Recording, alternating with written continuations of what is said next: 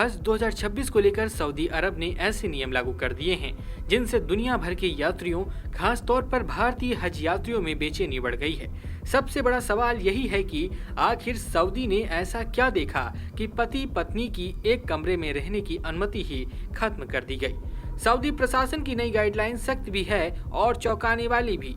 नए नियम के अनुसार हज यात्रा के दौरान पति पत्नी एक कमरे में नहीं रह पाएंगे। पुरुष और महिला यात्रियों के कमरे पूरी तरह अलग होंगे। किसी पुरुष का महिलाओं के कमरे में प्रवेश सख्ती से प्रतिबंधित रहेगा। सऊदी अरब ने हज 2026 के लिए जो नई गाइडलाइंस जारी की है, उन्होंने दुनिया भर के मुसलमानों को, खासकर भारत के 18,760 यात्रियों को हैरानी में डाल दिया है। कई लोग कह रहे हैं हज आसान हो रहा है, लेकिन हकीकत इससे बिल्कुल उलट है।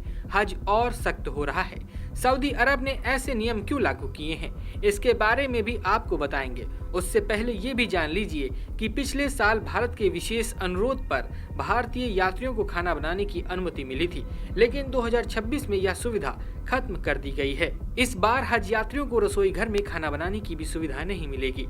उन्हें बाहर से खाना मंगाकर खाना पड़ेगा। वहीं हज कमेटी ऑफ इंडिया इस बार सभी हज यात्रियों को मुफ्त स्मार्ट वॉच प्रदान करेगी। इससे यात्रा अधिक सुरक्षित, सुव्यवस्थित और तकनीकी रूप से सक्षम हो सकेगी। वर्ष 2026 की हज यात्रा अप्रैल मई में होगी। प्रदेश से 18,760 यात्री हज पर जाएंगे। पिछले वर्ष सऊदी अरब सरकार ने भारत सरकार के विशेष आग्रह पर भारतीय यात्रियों की उम्र और सामाजिक परिस्थितियों को देखते हुए संयुक्त कमरा और खाना बनाने की विशेष छूट दी थी, जो इस वर्ष समाप्त कर दी गई है। दूसरे देशों के लिए यह व्यवस्था पहले से लागू है। इसमें भारतीयों की हज यात्रा कुछ और महंगी हो सकती है। अब भारत सरकार व हज कमेटी ऑफ इंडिया वहां हज यात्रियों के लिए कैटरिंग की व्यवस्था करने सहित दूसरे विकल्पों पर विचार कर रही है। नई गाइडलाइन के तहत एक ही शहर के यात्रियों को एक ही इमारत में ठहराने को प्राथमिकता दी जा सकती है। मियाँ बीवी या करीबी रिश्तेदारों को अलग अलग लेकिन नजदीकी कमरे आवंटित किए जा सकते हैं, ताकि आवश्यकता पड़ने पर सहायता मिल सके। बिना महरम वाली महिलाएं, यानी ऐसी महिलाएं जो अपने पति, पिता, भाई या बेटे के साथ यात्रा नहीं कर रही हैं, उन्हें अलग समूहों में कमरे दिए जाएंगे। अब आपको बताते हैं कि सऊदी अरब का वो नया नियम क्या है जिसकी वजह से मियाँ बीबी अब एक कमरे में नहीं रह सकेंगे। सऊदी का नया gender सिग्रेशन enforcement model.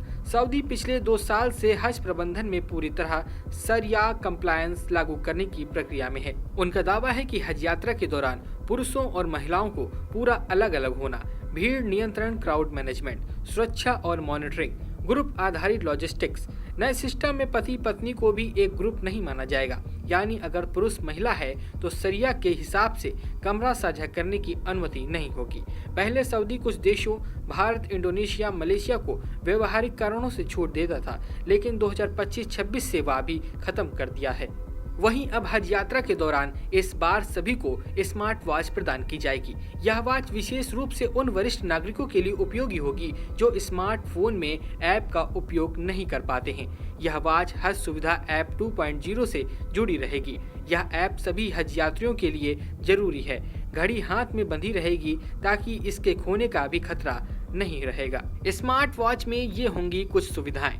Location tracker से अत्यधिक भीड़ वाले इलाकों में भी यात्रियों की वास्तविक लोकेशन का पता चल सकेगा। एसओ बटन से आपात स्थिति में तुरंत सहायता के लिए भेजा जा सकेगा सिग्नल। हृदय गति व ऑक्सीजन स्तर की निगरानी होगी। आसान आपात स्थिति में चिकित्सकीय टीम त्वरित दे सकती है सहायता। हज यात्रियों के पैदल चलने पर पेडोमीटर उनके कदमों की गिनती करेगा। किम्बला कंपास मुसलमानों को मक्का की और दिशा बताएगा और नमाज के समय की जानकारी देगा।